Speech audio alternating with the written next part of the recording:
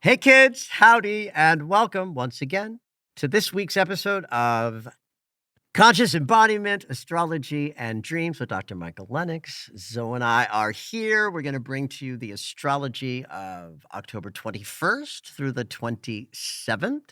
We're still in this rock'em sock'em lunar cycle, although it's a fairly quiet week compared to others. We're sort of trailing out of last week's Rock'em Sock'em full moon, and it's a slimish week, and we're getting ready to change mansions. But first, as we always do, let's answer a question. I have a question, actually. Oh.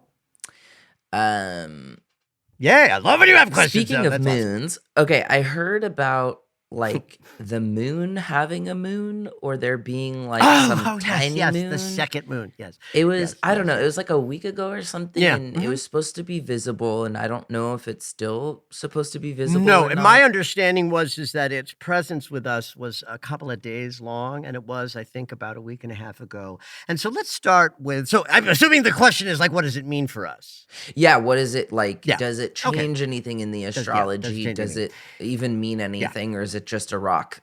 I've actually thought a lot about this because, you know, if we're going to accept that astrology is, and I certainly do, then it can't be it's just a rock, right? Because astrology exists as a function of a sense that the whole system is moving together in tandem. Sometimes when I want to describe this, I say, remember, this was all one big, vast disk of dust and matter. Yeah. And it coalesced into different shapes, but it's still one disk, Mhm. and we're connected to that. So everything counts. And let's then go to what's the definition of a moon, right? Because we think of our moon as the moon, right? So what is a moon in astronomy? Well, it's any object that orbits another object. And since this rock orbited the Earth more than once, it was in full orbit of the Earth. That defines it as a moon. Mhm. Now, our moon will orbit us for billions of years, and this little moon orbited us for like 2 days, but it's called a moon because it goes around the Earth more than once in an orbital path. Now, here's where we get to the relativity of an impact. Our moon has enormous impact because it's large, it's part of us, it's engaged in a cyclical dance over billions of years. It's a mighty relationship. Think of the rock moon as like a piece of microscopic dust lands inside a mucus membrane deep in your sinuses. And it's a tiny little infinitesimal piece of dust. The person who's more allergic might sneeze. The person who's not will never know the tiny little dust particle that just dropped into their sinuses and was there for 48 hours while the body surrounded it, broke it down, and absorbed it and sent it away with waste. Right? So that's like, you'd have to be bodhisattva sitting on a mountain for the last 15 years in deep meditation, surviving off prana to feel the sensation. Got it. I'm sure there's a lot of like woo-woo people out there going, I feel it, I felt it. And it's like, yeah, I don't think so. I think that's a fantasy that you told yourself was true. So it would be impossible for me to diminish it completely because astrology says that everything impacts everything. Mm-hmm. And again, tiny, tiny, tiny, tiny. And it's gone, right? There you go. Fascinating for our imagination, not so much for our Tuesday or Wednesday's energy. Mm. The question that came in that I wanted to address, that came from a listener, is Terry wrote, "What houses and planets rule health issues? Do transits foretell or alert you to a health problem?" I love this question because, yes, yes, yes, astrology speaks to everything about our embodiment. And in fact, there's a whole discipline in astrology called medical astrology. In fact, I'm done with my astrological studies. Like, I don't really have any need to learn more. I know enough to serve the way that I serve. But the two areas that I've considered studying to add more depth and detail is medical astrology and astrocartography. Like, I know enough about both of those things to use them in sessions, but not so much that I could help or diagnose. So here are the generalities. The first house in the natal chart harkens to Aries' first house in the natural wheel. Aries is the first sign of the zodiac. Mars rules Aries. Mars represents the physical body. Therefore, your first house, if you know what time you were born, has a very big sort of determination about how your body operates and works. So the rising sign, the element that it's in, the sign that it's in, has connections. Every sign is relating to different functions in the body. Aries, in fact, rules the head, Taurus the throat. It goes on from there. And I'm not going to go into everything, about medical astrology in this little question. After all, we'll be here for an hour. The sixth house, which is Virgo's house in the natural wheel, and Virgo invented the systems of the body. When I talk astrology, I much more focus on the sixth house around the body. Even though the first house invented the body, the sixth house describes how the body works. And so whatever sign rules a person's sixth house can speak a lot into how a person should approach health and wellness. I have Gemini rules my sixth house. That's a mind Mercury transit. So I know that I have to keep my mind and my perspectives and my thoughts about my body very clean and clear so that I don't allow thoughts to turn into health problems, right? So any sign that rules a person's sixth house, the element and the quality of the sign will speak a lot to how they approach health and wellness from the inside out. Mhm. Any planets in Virgo relate to how a person does the healing process of the body. So that's a big one for me. If someone asks about their health, I'll look at, well, what do they have in Virgo? And how might that relate to what's needed in the body when the body is off center? So again, I'm not an expert in this, but as an example, Gemini rules the lungs. If somebody has a health problem and it relates to respiration and breathing, where they have Gemini in their chart might give some information about that. So yes, an expert in medical astrology will know all of these significators so well, the way I know transits, that they be able to look at a chart and the transits that are hitting a chart, activating it, and be able to speak into what approach will be best for the health problem that a person is experiencing at a time that something's coming up that might be mysterious. So there's a lot of value in that area. I know only a tiny skosh, but there are certainly people out there who specialize in that, and you can find them just by looking for medical astrologer.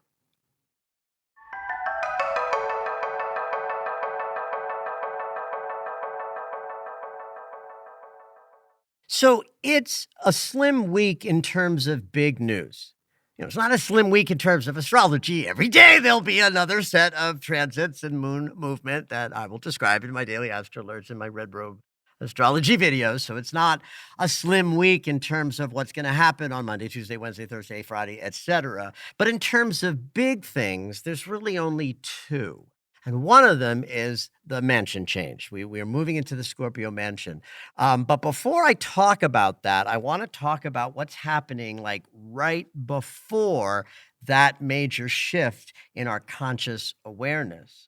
Because as the sun is leaving the sign of Libra, the sun will square Pluto.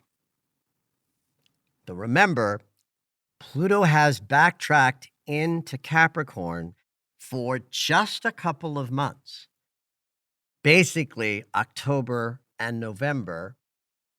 And the third week of November, Pluto leaves Capricorn forever, moves back into Aquarius, where he will stay for the next couple of decades. So I've talked a lot about this. It's an opportunity for us to backtrack into the world of old structures, Capricorn rules structures, that need to die off and go away. It's hysterical that this is happening in election season in the United States, when it's going to be a really challenging, contentious race. And it's really all about the old structures and the new possibilities, right? So there's a real direct connection between Pluto and Capricorn and all of the changes that are attempting to be made on the planet during these couple of months. And the sun squaring Pluto is an awareness of those changes, a conscious connection to the shadow stuff that is rising up, that demands change right now. The sun and Pluto are really related in this way, because if Pluto owns the shadow, shadow is created by the light of the sun, right? Just as if the sunshine is out and we stand in it, behind us will be a shadow that we can't really see unless we are clever and do some, twists and work to do so. So the fact that we're in all of this radical change on the planet, and the astrological equivalent of that is Pluto and Capricorn, the sun moving out of Libra, where we've been aware of our relationships and harmony and balance, and then squaring Pluto to move then right into the next day, the mansion ruled by Pluto, Scorpio, means that our passage through the Scorpio mansion is made all the more intense because of deep changes and transformations. Because as we move into the mansion, we're getting treated to a kind of conscious awareness moment of everything that's challenging and difficult about power struggles and the deep changes we're bumping up against trying to make. So this is now, kids. This is today and tomorrow, right? The sun is squaring Pluto today. So if you're listening to this when it came out, either Sunday night or Monday morning, we're in it. Conscious awareness is fighting with power struggles and shadow. So there's a difficult sort of backdrop as we start this week, where change has got us right in the face and might be, causing a lot of challenge energetically, because so much is changing. Today and tomorrow, Venus and Mercury are active in sort of one way that's supportive and easy, and one way that's challenging, right? So it's interesting that heart and mind, while we're going through this confrontation with power struggles and change, is sort of helping and hindering at the same time. Like Mercury is trining Saturn, which is awesome. It means that our voice and our perceptions and our conversations are slow and meaningful and guided by our wisdom. Mercury trine Saturn. But at the same time, Mercury is going to sesca square Neptune, that 135-degree angle that has no value but will trigger Neptune's shadow of confusion. Mercury trine Saturn is clear, precise. It's like thoughts and conversations guided by great wisdom. And then there's just the confusion gets added to it. So it's not like an easy, direct access to clarity. We have the ability to find clarity if we wade through the confusion. You're not going to get the clarity at the start. You're going to have to work for that today and tomorrow. Venus is trining the North Node. That means love is leading the way forward. Our hearts are open. We're sharing the journey with others. With Venus trining the North Node. And in and of itself, that's a lovely transit that says, open your heart and let it show you where to go next. Except that Venus is sesca squaring Chiron, which means that the heart is also feeling wounded and limited, right? So at the same time that our hearts are saying, sing your song and join with others and move forward to this new world we're creating, Venus is also being held back a little bit by wounds that say, I'm not ready. I can't handle it. I'm scared. Any of the sort of darker feelings that come when our wounded spaces are being scratched a little bit or itched by us, this kind of geometry. So be very attentive to power struggles and dynamics of change that are sort of keeping you bumpy. We've already been through the full moon, so the psychic surgery has happened, and we still have another bit before we start a next lunar cycle. And the sort of the dictate of this week is to surrender to change, and that is dominant for today and tomorrow.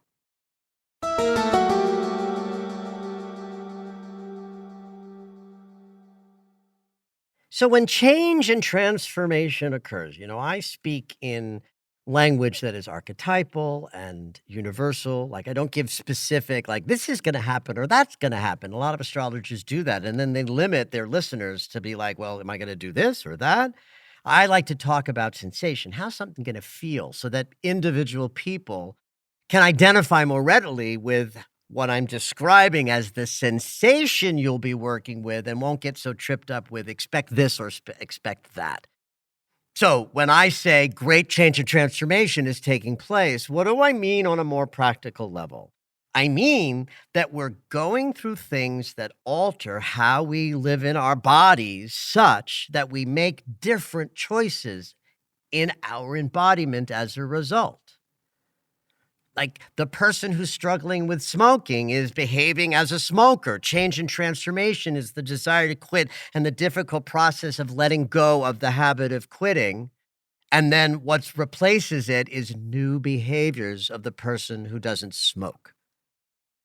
So change and transformation is most dictated by outer planets and social planets interacting in big, juicy ways where we surrender to big energies, come out the other side different. Mars is how we behave. And so a Mars retrograde cycle for this whole end of this year and the first few months of next year is a sidebar opportunity to change our embodiment very directly. The first hit of the Mars retrograde cycle, which was last week, was the square from Mars to Chiron. That told us if you got some wounds that are hindering your embodiment from sort of operating at a high level, those wounds will be up these 6 months. And on Thursday, Mars will sextile Uranus for the first of 3 times. This is a very exciting transit of revolutionary ideas and like accelerated activity and movement and momentum. Creativity that involves innovative ideas or technology or the future itself, because Uranus sort of holds technology and the future as an exciting possibility in its wake. And most importantly, if you desire some fast change, you need Uranus in the house. So changes at the body level with Uranus helping means we can change fast because it's a sextile, the geometry of potential and possibility. Nothing will change unless you pick up behaviors designed to allow for change to occur. Like back to the, example of the smoker. If the smoker doesn't put the cigarette down and surrender to the cravings, then no quitting can happen. Right? So you got to do the do. And so Mars sextiling Uranus Thursday, again on January 23rd, and for a third time in the post section on April 4th means that between now and the middle of spring, we all have the opportunity to change the track we're on or the things we're focused on or how we relate and choose to heal our bodies. I love the fact that we talked about medical astrology because Mars's retrograde is going to help people move towards health and wellness as choices to use their body in certain ways that bring about health and wellness. And so if you put together the first 2 triple transits of last week and this week, we bump into things that need healing in wounded spaces. And to this week, we're introduced to the idea that the things we want to change can change fast. We just have to surrender to a lot of bumpiness in the road over the next 6 months. And as I've already outlined this week, that dictate says surrender to change. Allow power struggles to remind you that you're the one with power, not the one you're fighting with. And trust that with the process of moving through the bumps in the road that are absolutely going to be there this fall, we come out the other side, spring and beyond, different in how we walk our walk. Have at it. Did you know that Michael has a daily astro alert? If you enjoy hearing the weekly astrology, you might like knowing more about each day. When you subscribe for the daily astro alerts, you'll get an in-depth explanation of the day's astrology sent right to your email. Subscriptions are only $10 a month, or you can purchase the yearly subscription at the reduced price of $100. To subscribe, head over to michaellennox.com.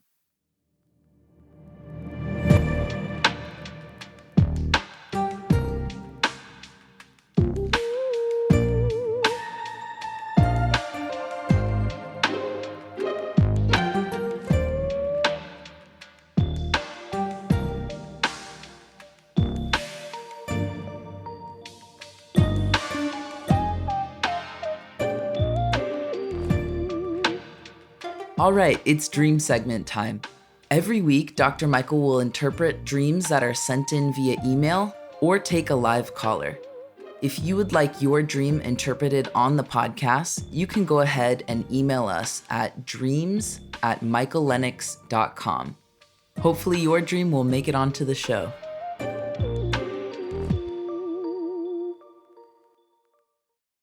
All right, this week we have a Callin Dreamer.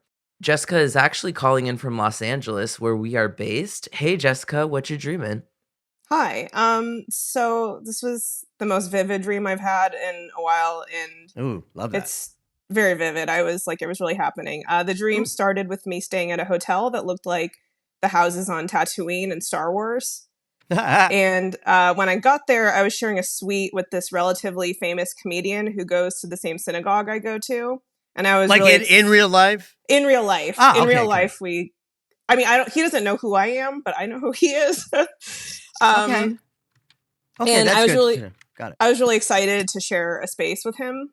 And next thing I know, the comedian and I are in his square-shaped car driving as fast as we can on roads near where I live in waking life. In the dream, I look back through the back window of the car and I see that large UFO ships that kind of look like the Close Encounters of the Third Kind ships. Ooh, yeah. They're like picking up airplanes at the airport with tractor beams and dropping them on the ground, which create these huge explosions.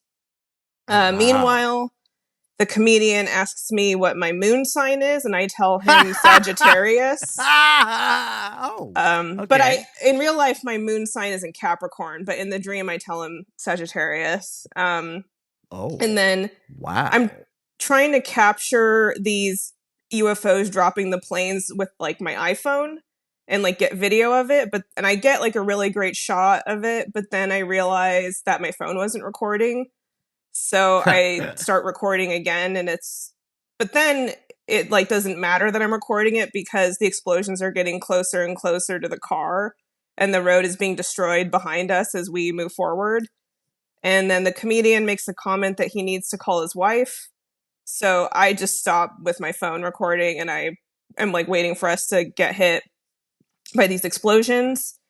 We finally get to a bridge where we're stopped by the aliens who look almost exactly like the aliens from Toy Story, except they're gray instead of green and they're as tall as humans, but they're like still wearing those suits and stuff. And then the comedian says, okay, here we go. The aliens are going to want us to act like we're super happy about everything they're doing. So just pretend to go along with it and smile. And I worry I'm not going to be able to do that because at this point I'm like sick and horrified about what's going on. I wonder where my little sister is and if she's okay wherever she is. And I anticipate my impending death. And a little disappointed, I think, well, I guess I lived as good of a life as I could have. And then I woke up.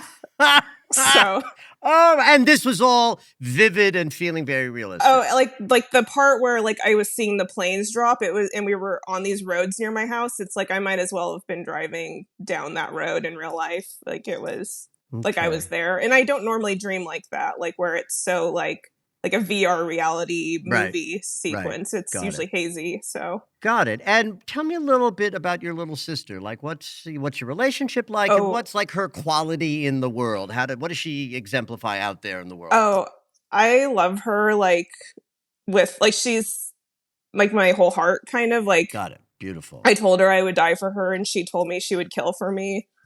Um she was a joke. She's funny. She's got a good sense of humor Yeah. and Yeah. Yeah. um she yeah, like she's everything to me. So, And tell me a little bit about your Jewish identity, especially as it relates to the current landscape in the United States as a Jew. oh, sure. Well, I guess it's perhaps worth mentioning that I converted to Judaism because Oh, I that's have worth Jewish mentioning. I have Jewish ancestry, but like I didn't grow up with any religion. And it was kind of this like long-term calling to like affirm this part of my identity. So that's why I went through that process. So I did that before October 7th, and I I guess it's felt complicated. Like what's happening. And I feel kind of like I'm not like an outsider, but I feel like I don't know anyone in Right, like Israel, and like here's what I I'm don't. hearing you Yeah, say. And tell me if I've got this sure. right. That you identify with what's going on, but as a converted Jew, it's like, is this my story? This isn't really my story. Is that Yeah, yeah. I think that's fair to say. okay? Got it. Got it.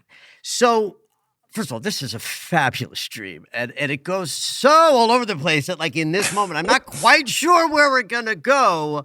But there are a couple of linchpins that make some things very clear. And the first one is that you're in a hotel, right? That you're in a transition. Hotels as a home symbol means it's about self, but we don't live in hotels forever. We go there to have an experience and come back, right? So we're in a moment of change and transformation for you.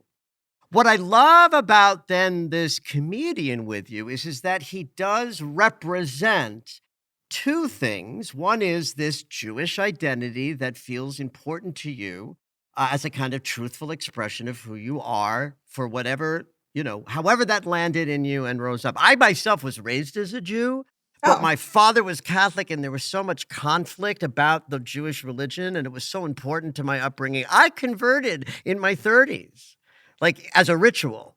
oh yeah. Oh, Yeah, to yeah. I mean, Judaism. I didn't like practice Judaism after that. It was just important Yeah, to calm the debate and just sort of say, this formed me, this path formed me. So I get that sort of oh, like totally. grabbing the Jewish identity as an expressive thing that reflects something inside of you. And, yay that you did that. But it's then important in the dream that the the synagogue is your sort of chosen home for devotion, and so that's there in this dream. And then there's the famous comedian is like an aspirational character.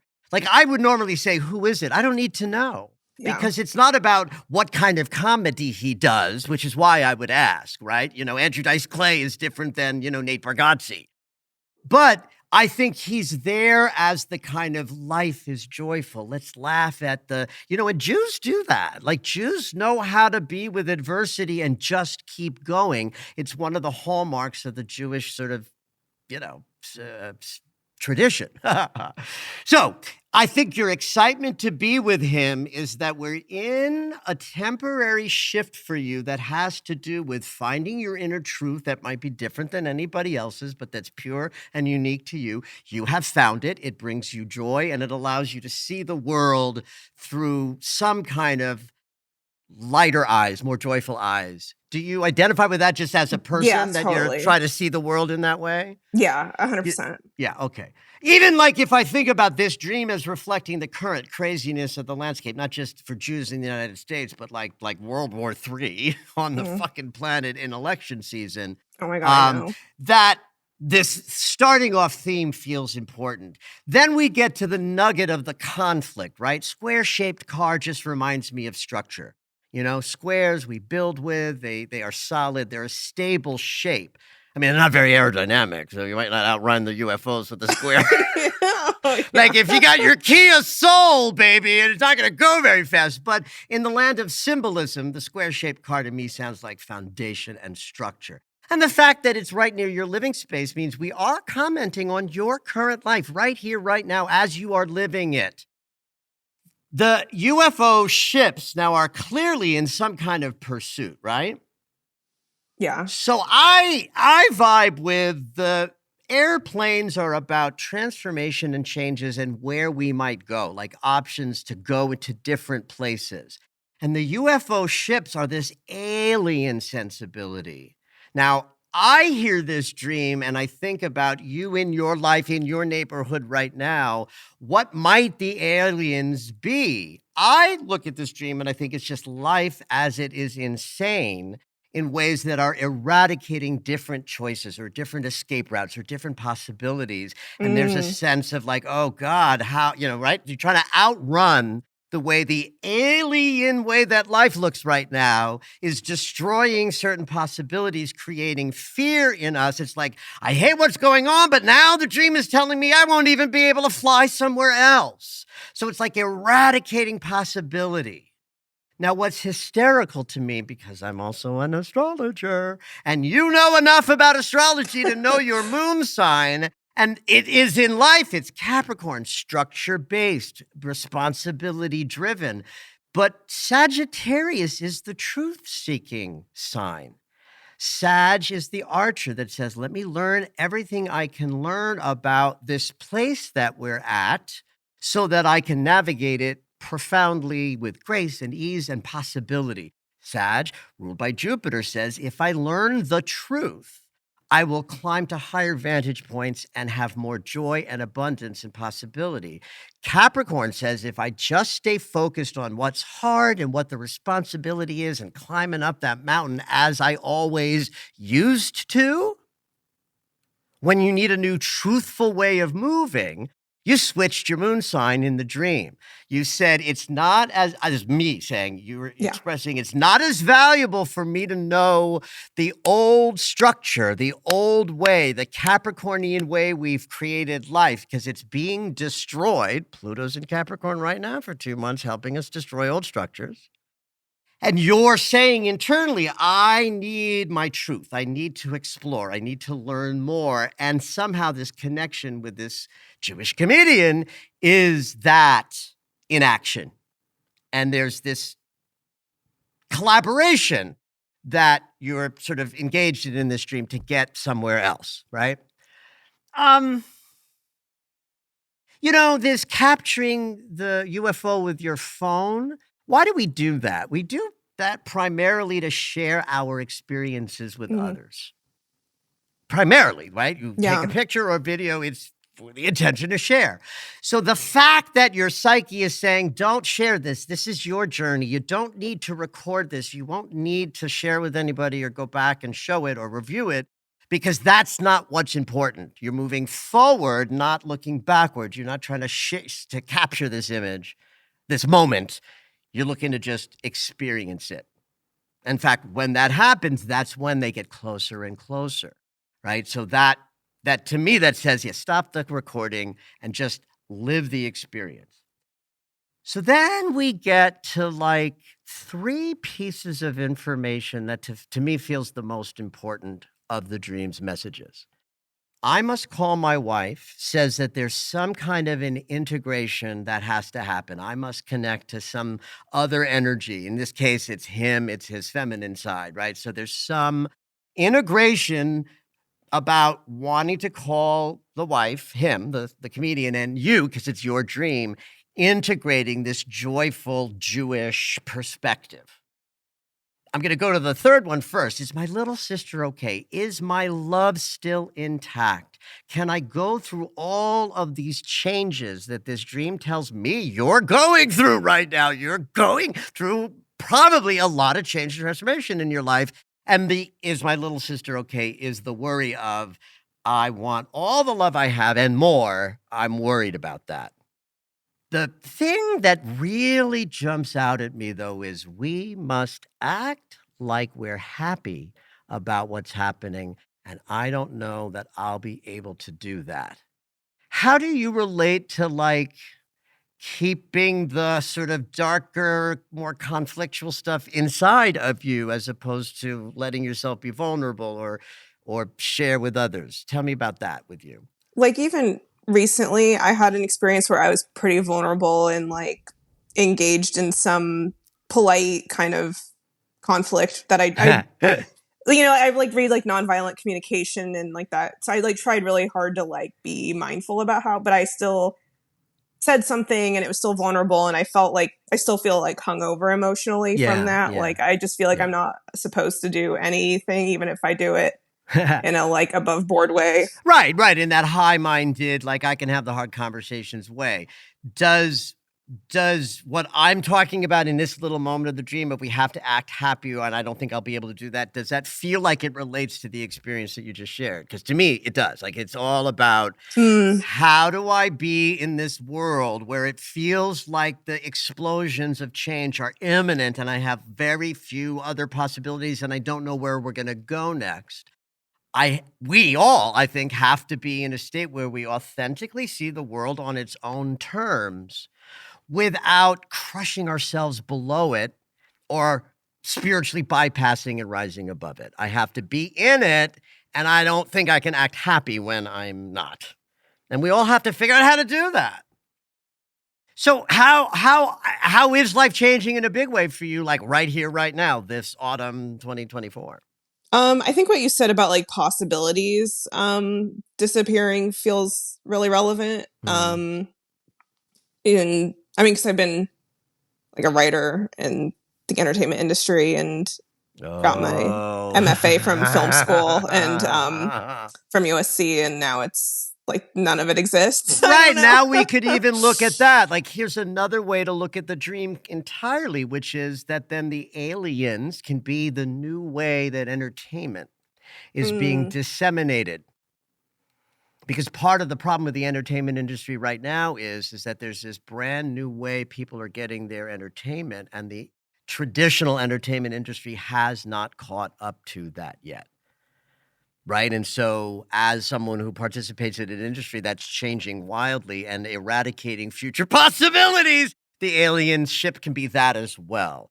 And that's the juiciness of dreams. If we were sitting in a therapeutic environment unpacking this dream, we might go off for a little while on why the houses in Star Wars, what's Luke's story or whatever, wherever that comes from. Like there are associations that we can look at that personalize the dream for yourself at an individual level. But overall, I think this is a stunning dream about the current landscape and how we all have to sort of outrun the changes and find the grace where we can. And I think the salient thing that your dream tells us is remember how we devote. How do we keep connected to the mystery and the existence that invented us? And laughter and levity and finding the joy in little places, a la comedian, is also another way we get through all of this change. Yeah. Beautiful. Thank you so much. Thanks for sharing, Jessica. Oh, this yeah. was great. I really appreciate it. That's great. Thank you for listening to Conscious Embodiment, Astrology and Dreams with Dr. Michael Lennox. You can find us on Apple Music, the iHeartRadio app, and anywhere you find your favorite shows. Head on over to michaellennox.com for information on astrology readings, the daily Astro Alert subscription, upcoming classes, and to join the mailing list.